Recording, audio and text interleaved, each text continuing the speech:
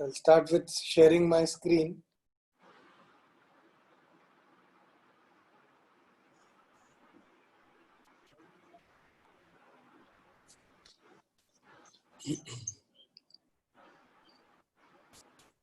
Good afternoon, everybody.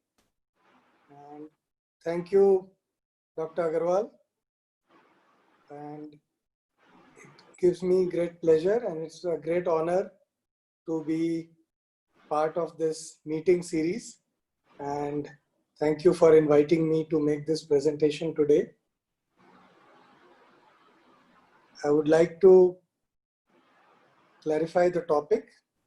Topic for the day is robotic surgery in the COVID era. So what I'll be talking about is that how is robotic surgery different in the COVID era? And I'll also share with you a few interesting cases which I have done since the COVID period started. So to start with, when we talk about surgery in the COVID era started on 30th January when the first case of COVID was reported in India. So we've had surgeries like emergency surgery where the surgeons and the entire staff have gone in with full PPE. And we've also had elective surgery. Now, what has happened is that the COVID and Corona has reclassified elective surgery. And we are looking at urgent electives. So these are the kind of surgeries that need to be done within the same week of patient presenting to us. For example, some of the cancer patients, it could even be simple things like bleeding piles. So somebody whose piles are continuously bleeding may need an urgent elective surgery. Then we have surgeries like delayed elective. For example, someone who's having pain due to some pathology, constant pain due to, say, gallstones or the hernia getting in and out, causing pain. So that's delayed elective. And then we have the late electives. These are the kind of surgeries that can wait for longer period. So surgery has got classified into these areas. Next question is, why robotic surgery? Why are we doing robotic surgery these days? So many people ask this question, and I'm sure that question must have come to your mind also when you read the topic, and you would have thought, why robotic surgery? Why are we doing robotic surgery in the Corona days? So there are many reasons. One, to start with, the surgeon is away from the patient, and this surgery is done entirely by remote control on the robotics. Secondly, even the staff is away most of the time. So if you see on the picture on the right, you can see that the robot is docked in, the surgery is going on, and you don't have any staff near the patient. Then we have one less assistant compared to open and lap surgery. So when we are doing this surgery, because of the robotic arms, you have one less assistant which is required during the surgery. So one less person gets exposed to the patient and to the operation theater milieu. There is minimal tissue contact of the healthcare worker with the patient tissues. So you could have infected tissues, you could have a patient who's there, but the healthcare worker contact with the patient is much less in robotic surgery compared to open and even laparoscopic surgery. We have a contained space with the aerosol. So many people have asked this question, and they say that, in laparoscopic and robotic surgery, we have situations where the abdomen or the chest is full of carbon dioxide and smoke, and there is a lot of aerosol. So what is important to notice here is that the space is totally contained. So it's a contained aerosol space, and the smoke or the plume evacuation can be done in a controlled manner through an evacuation device.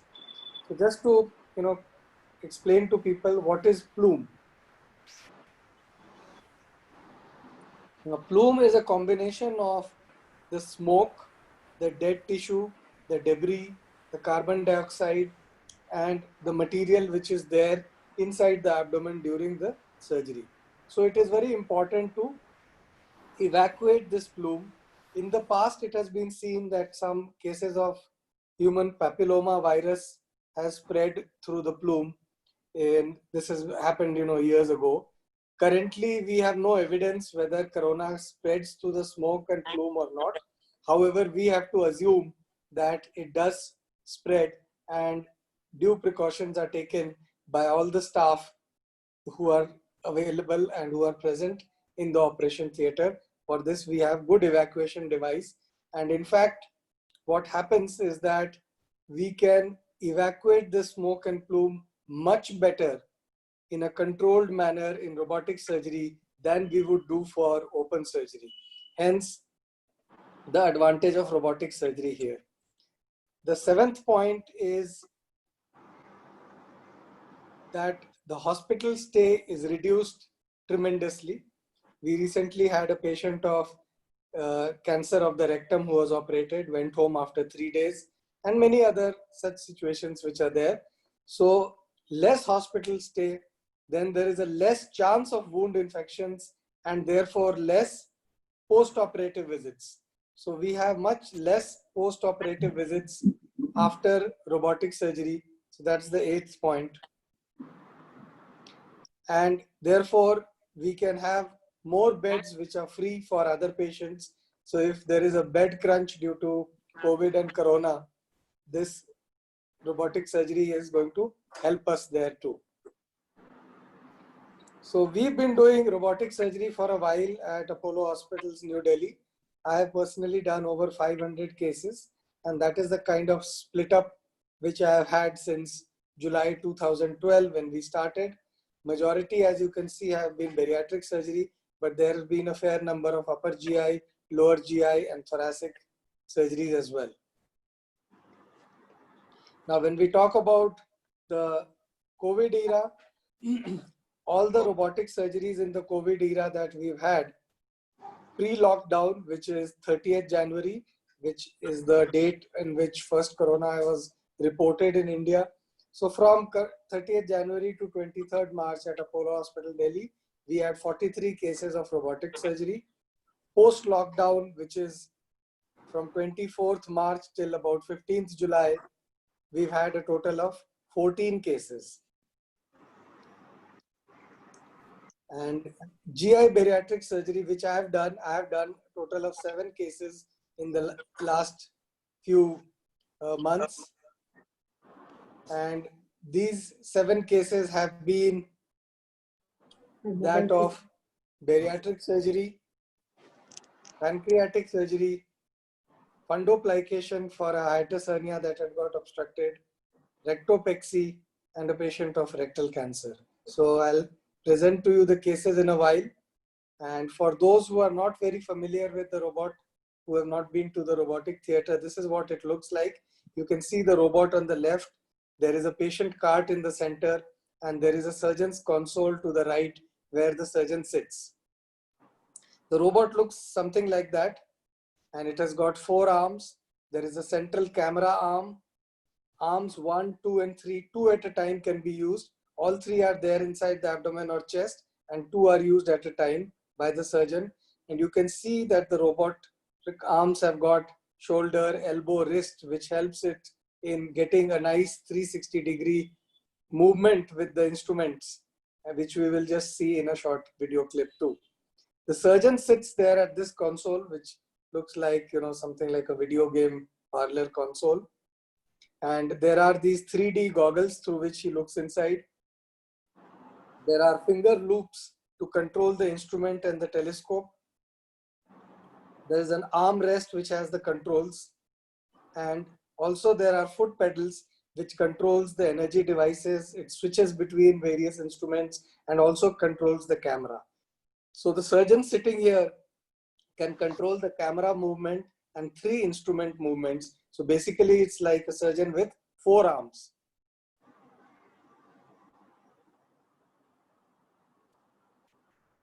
You can see anesthesia being given with full safety. There was a cover on the patient. That's the robotic operation suite of Apollo Hospitals, New Delhi.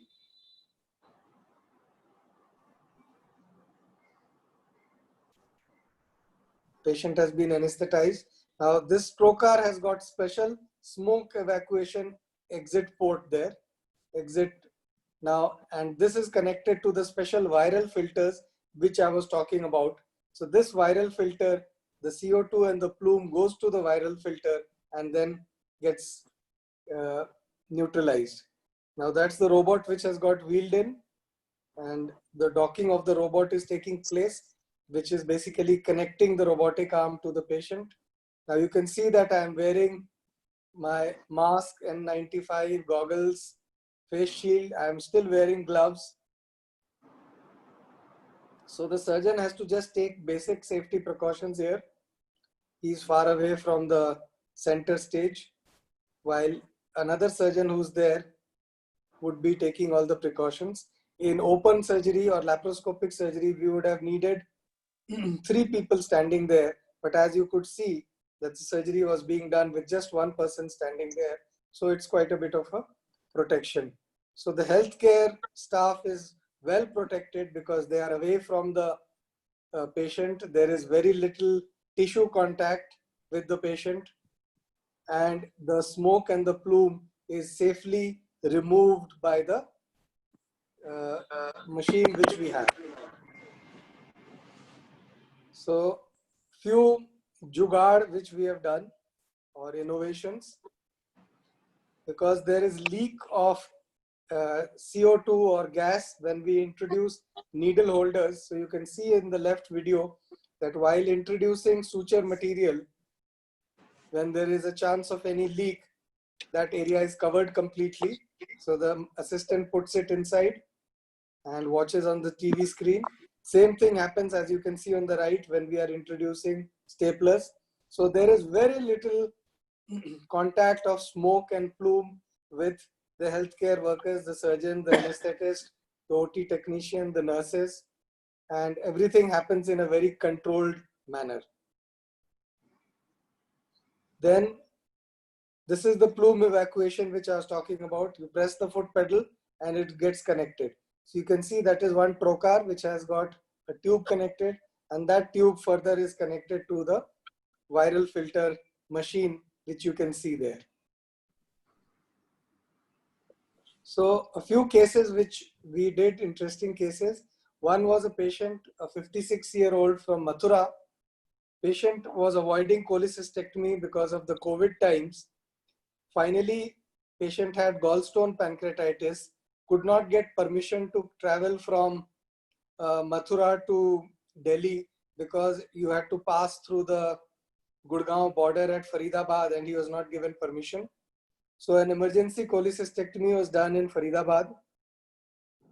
Following that, patient continued to have pain after the surgery for 6 weeks. And with our Apollo 24/7 app, patient was in touch with me virtually, and we felt that the patient had to come across even though the borders were closed. So we got some special permission which took its own delays, and finally patient got admitted and we did a CCT with oral and IV contrast. And that showed a pseudopancreatic cyst behind the stomach, which was the cause of the patient's symptoms. So we went ahead with a robotic cystogastrostomy. And what we do here, what you see there, is that's the stomach, which has been opened anteriorly. From the posterior wall, we aspirated and confirmed that this is the cyst there. The posterior wall of the stomach and the cyst wall have been opened. Fluid has been sucked out. The window has been enlarged and cleaned. And then we suture the cyst wall and the stomach. So that is the cystogastrostomy which we did for this patient.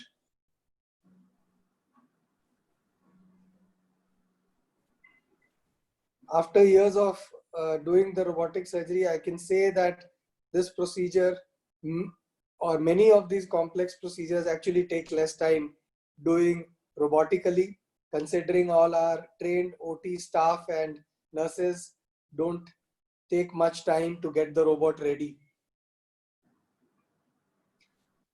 Patient had a good recovery, was discharged on the third post-operative day, has been symptom-free on follow-up. The second case has been of a 48-year-old male, known case of hiatus hernia. He was planning to have his surgery done post-corona. However, one day he contacted me that he's having severe reflux with vomiting and pain. So we got a CECT done, and what we found was that there was a large rolling hiatus hernia, which you can see, and it's going into the chest just in front of the aorta there. So what you see is the heart in front, the stomach in the chest, which has gone up, that is the grayish area, and the aorta, which is the other white area at the back towards the spine. So we went ahead with a robotic repair in this patient, and you can see the entire stomach is going up through that hiatus into the chest. Towards the 11 o'clock is the liver, towards the 1 o'clock is the heart pulsating.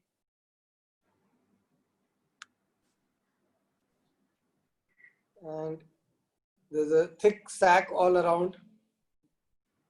So we are dividing the sac there, after which you can see some infective fluid coming down from the chest. Once the stomach is completely brought back, this large hiatus was sutured, and then we put a mesh and also did a fundoplication. You can see how large that defect is. Normally we are not even able to see the hiatus, and here you've got a large opening. The jaws of the robot is 5 centimeters. So if you measure accordingly, this is almost about 10 centimeters or more of the hiatus. He made a good recovery. He was discharged on post-op day 2. On review, patient has been pain-free and has minimal GERD symptoms now. Third patient is a patient of rectal prolapse who was seen by me in the OPD in January 2020. He also delayed his surgery due to corona. In April 2020, he presented with severe pain in the rectal area, ulceration and bleeding. So we decided that we have to go ahead with the surgery. So we did a robotic rectopexy on him. He had a 2 days hospital stay. Now, because of the infection, we did not put a mesh, and we did what is known as a sutured rectopexy. Now, sutured rectopexy is something which is done beautifully by a robot in the narrow pelvis which is there. And I would say compared to open and laparoscopic, sutured rectopexy is a much safer and quicker way of doing rectopexy. So that is the rectum which has been pulled out. So I would say 12 o'clock is the pelvic outlet. We are looking from the umbilicus downwards here.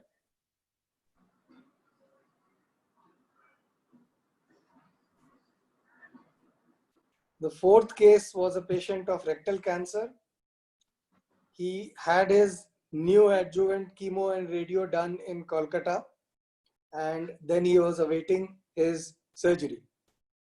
So at the time of surgery, he visited multiple hospitals in Kolkata, but was not inspired by the hospital and the COVID precautions that were being taken there. So this patient got in touch with me, and he came to Delhi as soon as the lockdown opened, and we did a robotic surgery on him. He was discharged 3 days after surgery, and 1 week later he's gone back to Calcutta, and since then we've had a few video calls and he's doing quite well. I think we don't have the sound in this video. That's the robotic surgery going on. And this was basically the patient giving an interview saying, this is on the 5th post-op day, he come to me in the OPD and you're saying how he's eating well and he is planning to go 2 days later back to Calcutta. That's his son in the background. Then we've also had bariatric surgery. Many people will say, bariatric surgery, why are you doing bariatric surgery in Corona days? So we do have indications, patients awaiting renal transplant with high BMI. There was a patient with sleep apnea and severe OSA.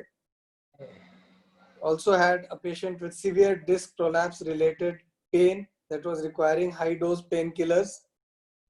And I had one patient, in fact, this was last week, a medical student final year, and she was finding it very difficult to work and decided to go ahead with bariatric surgery. So there are indications of what I would say medically necessary surgery, and we have little leeway there, and we should be looking at patients who require what we say urgent electives.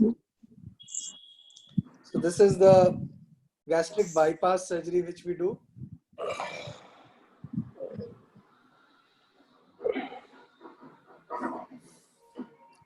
And again, as I mentioned, in a super obese patient, we actually take less time doing a robotic gastric bypass than a laparoscopic. With our experienced anesthetist, nurses, and OT staff.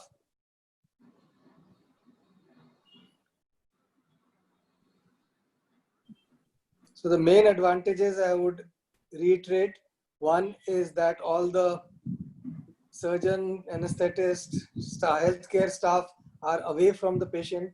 There is very little tissue contact, and with good plume and smoke evacuation devices, we can ensure that there is minimal contamination in the theater. Hence, I prefer to do robotic surgery wherever possible, and the recovery is fast, patient beds are saved. This is the leak test being done at the end of the gastric bypass. So that's the small intestine which has been bypassed, and that's the stomach tube which has got connected to it. So how do we handle the OT during COVID times? First, patient requires a complete COVID-19 workup. All our patients have had COVID workup, and after the corona test is negative in these elective patients, we also tell them to isolate themselves for about 48 hours before they get admitted. In some high-risk patients, we also consider doing a HRCT of the chest, especially if the patient is a complex patient with comorbidities or super obese. Minimum number of theater staff should be there in the operation theater. All staff should wear PPE. Surgeons should have a timeout checklist well in advance, because it's important that we save time and have minimal exposure. So the timeout checklists are really important in these situations. Negative pressure OT, if possible, should be the norm. Otherwise, what we do is half an hour before the anesthesia, the air conditioning and the pressure is switched off, and post intubation, the air conditioning can be turned on, and the same happens half an hour before patient is being extubated. Then the OT is completely cleaned, and so actually the in-between cases time has increased. Our anesthetists have their own protocols which they follow with regards to intubation, insertion of NG tube, and etc. So that is also very crucial in the OT. A few words for the surgeons who may be there in this meeting today. In the OT, avoid open technique for entry. So because open technique, we could have gas leakage. The skin incisions are tight and small to avoid any gas leakage. Leaks are minimized. If required, you can put purse string sutures around the port sites. The surgery is done with a reduced intra-abdominal pressure. There is usually one extra port which is there for suction, and this suction port sucks out the smoke simultaneously as it is produced. Change of ports, precautions have to be taken, like closing the port before you take the tube out, and you have to basically prevent any leakage in the atmosphere also back into the machine. Smoke evacuation device, as I showed the video earlier, is a must if you want to have completely smoke-free and plume-free surgery. Tube handling is crucial. So NG tube, gastric calibration tube, drainage tube, all these tubes are sources of aerosolization. So whether it is the anesthetist or the nurse or the surgeon who's handling the tube, they need to be careful. So to summarize, I would like to say that during the COVID era, the emergency surgery is to continue as indicated with complete precautions. Elective surgery has to be prioritized as urgent, semi-urgent and others. PPE familiarization for OPD, wards and OT is a must, because there are been a lot of mistakes which one would make with the PPE kit if we've not had enough practice. COVID-19 workup, including RT-PCR and in selected patient chest CT. OT preparation should be done with pressure settings, as I mentioned earlier, and availability of smoke evacuators too. Safe anesthesia, handling of calibration tubes, weather and the other equipments is important. And while the anesthesia is being given, actually the surgeon and the entire team is outside the OT, and then they will enter later when required. So reduced leak of carbon dioxide and smoke management is very crucial. And that is something which I showed the video of how we reduce the leak of CO2 while introducing needle holders, etc. And the smoke management video too, which I showed earlier. Post-operatively, ERAS has importance here too. So we give various blocks for the painkillers, early mobilization, minimal use of NG tube, drains, and other protocols which have to be followed so that the patient spends minimum time in the hospital, and also the hospital beds are available for other purposes. Follow-up management includes COVID-19 awareness, which has to be given to the patients, and dietary modifications have to take place because things are different now.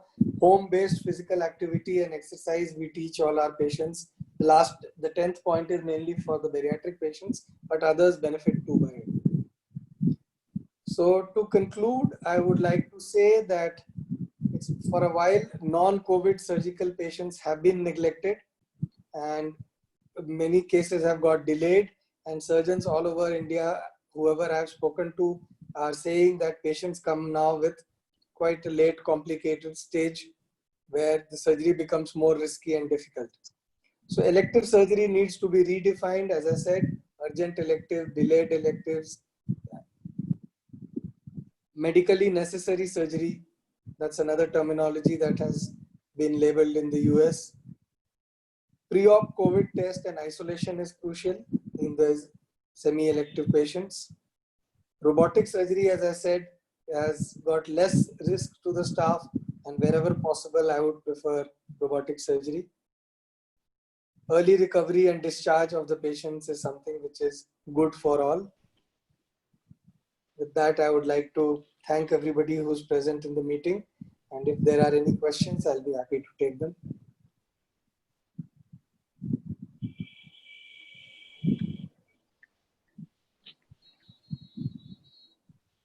Well, thank you very much, Arun, for the nice presentation. Thank you, sir.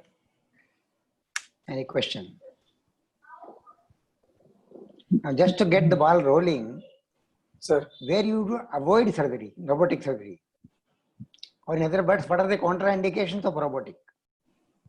sir, if there is a surgery that takes less time, and which is not complicated, then I would not want to subject the patient to robotic surgery. And one important problem with robotic surgery is also the costing. So cost factor is also important when we talk about robotic surgery. So barring cost, there is no other contraindication. Sir, as I said that, surgeries which don't take very long and by experience we feel that, you know, in this surgery I could do a laparoscopic surgery with equal efficacy. So there are complex surgeries where you need the robot for the vision, for the availability of the 4 instrument control, for, you know, some fine suturing. So if the surgery is happening, say, just near close to the diaphragm, deep in the pelvis, or say a thymus surgery. So areas where laparoscopic access and maneuverability is difficult, I would say that the robotic is quite useful. Wherever there is fine suturing that is required, again, robotic is useful there. You know, as far as the present change in the CPI is concerned, they said the patient has to be given an alternative choice as well. Sure. So at the time of robotic, would you like to give an alternative choice that you can get away with the laparoscopy? Yes, sir. We talk to the patient. We have to tell them that, you know, this surgery can be done by robotic, by laparoscopy, by open surgery. These are the pros and cons of each procedure. And only after that we would take up the patient. So even before the CPA, this is something which we've always been doing. Okay, thank you very much. Any more questions, please? Can I ask Arun? Yes, ma'am. Yes, Dr. Serene. Yeah, Arun, very good presentation. I listened to the whole thing. I just wanted to ask you, you said, no, we done our own jugaad.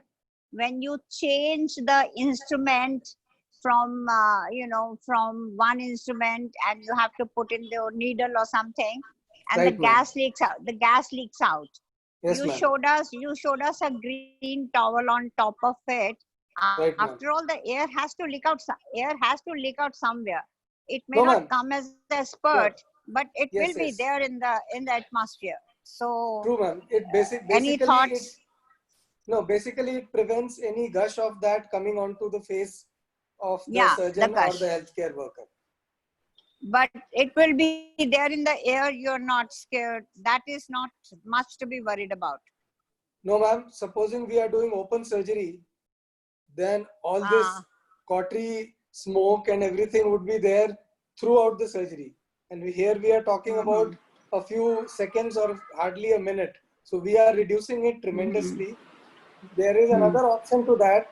The other option is that we can put in the suture. Like I didn't show you the video. And right in the beginning of the suture, before we have done any dissection or cauterization, you can put the needle inside right in the beginning. And at the end, after desufflation, leaving the suture material tail coming out, we pick it out later. So if at all needed, we can even do that in cases where we think the risk is higher. Just one thing more, you know, Sure. when you have to take the specimen out, let's say you've done a rectal excision like a rectal carcinoma, you have to take the specimen out and you have to make a bigger incision to Sure, take ma'am. it out. So obviously you aspirate the entire plume before you do that, or you do that? Yes, ma'am. Actually, what happens at that time, we turn off the carbon dioxide, and the plume evacuator machine, which you saw in the video, that actively sucks everything out.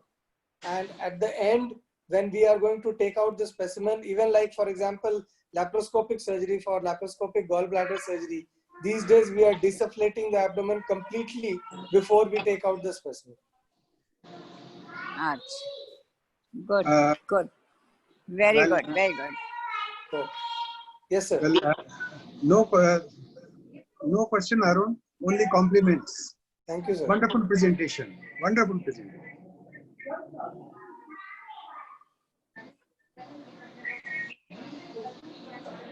Kiran, any more questions, please? Kiran? Yes, sir. Any more I'm questions? not able to see any more questions, sir. Okay, so I'll just, summarize the final 3-4 points. The reason why I had this presentation is that, one, people have been worried about, elective surgery. Why is elective surgery being done? Second, people have worry about minimal access, that is laparoscopic and robotic surgery at this time. And thirdly, a lot of patients are getting neglected because of the focus on complete COVID. So cancer patients and are definitely something who are, where the treatment cannot be delayed. But forget about cancer patient, even a simple patient who's got a fissure in ano that is not responding to medical treatment, he is in pain. Why should this poor person be told that no, your surgery is elective, we can't do it? We should take all precautions and give surgery and give the benefit to the public. If we can't take precautions, then we are failing. So we should not let the patient suffer in the process of our medical lack of planning. Robotic surgery, as I said, minimal tissue contact. Surgeon is away, nursing staff is away. You actually need less assistance. The carbon dioxide and smoke is there in the abdomen. We have the machine to completely evacuate. So we can take all precautions. We have the technology, we have the know-how, but we just need to have a mental frame up that even in the COVID era, other surgeries can be done as safely as we were doing earlier. Dr. Sareen, thank you very much. You have been leading a big campaign for the cancer patients on this front. No, Arun,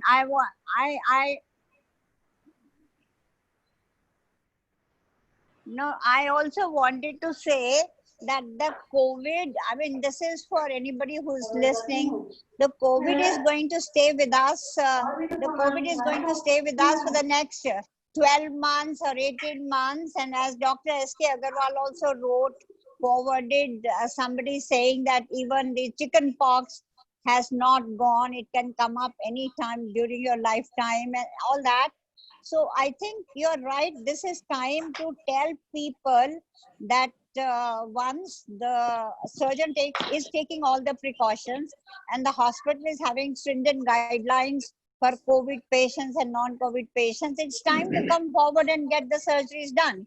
So I think all these definitions of elective, urgent, elective, semi-urgent, to my mind should go, because it's going to stay with you, and maybe another 1 month or so, Delhi graph is coming down. Hopefully, when it's reasonably down, it's time to open up to everybody. What do you say to that?